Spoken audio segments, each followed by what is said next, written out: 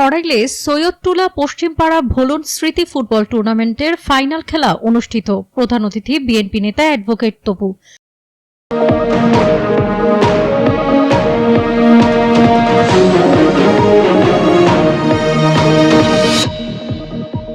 মোহাম্মদ আপন মিয়ার পাঠানো তথ্যচিত্রে এবার দেখুন বিস্তারিত। ব্রাহ্মণবাড়িয়ার সরাইল উপজেলার সদর ইউনিয়নের সৈয়দটুলা পশ্চিমপাড়া ভোলন স্মৃতি ফুটবল টুর্নামেন্টের ফাইনাল খেলা অনুষ্ঠিত হয়েছে। বৃহস্পতিবার বিকেলে সৈয়দটুলা পশ্চিমপাড়া ইকবাল স্মৃতি মাঠে খেলা অনুষ্ঠিত হয়।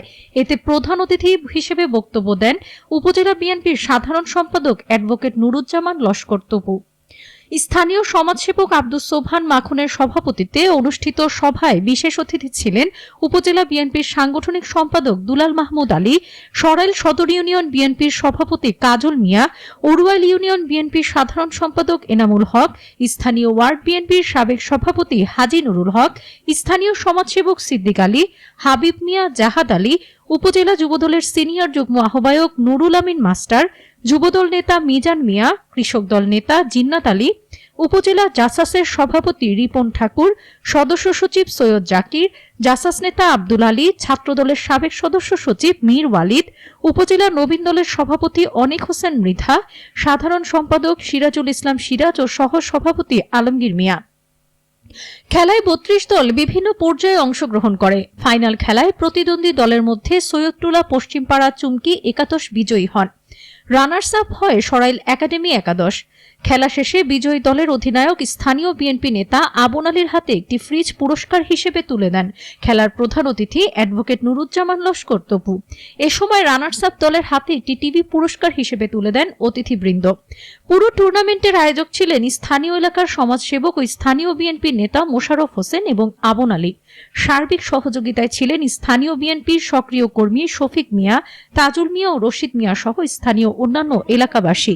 এছাড়াও বিভিন্ন স্তরের নেতাকর্মী, স্থানীয় গণ্যমান্য ব্যক্তিবর্গ, বিপুল সংখ্যক দর্শক উক্ত খেলায় উপস্থিত ছিলেন।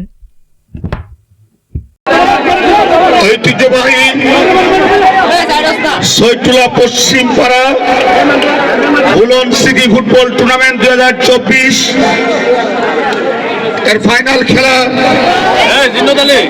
সম্মানিত সভাপতি উপস্থিত আছে সরাইল উপজেলা বিএনপির বিভিন্ন পর্যায়ের নেতৃবৃন্দ এবং সৈয়দটুলা গ্রামের বিভিন্ন পর্যায়ের মুরব্বিয়ান এবং বিএনপি পরিবারের নেতৃবৃন্দ এবং আমার সাথে আগত ওরাইল ইউনিয়ন সভাপতি সাধারণ সম্পাদক জাসাস, নবীন দল, যুবদল, ছাত্রদল সহ বিভিন্ন পর্যায়ের নেতৃবৃন্দ, আসসালামু আলাইকুম।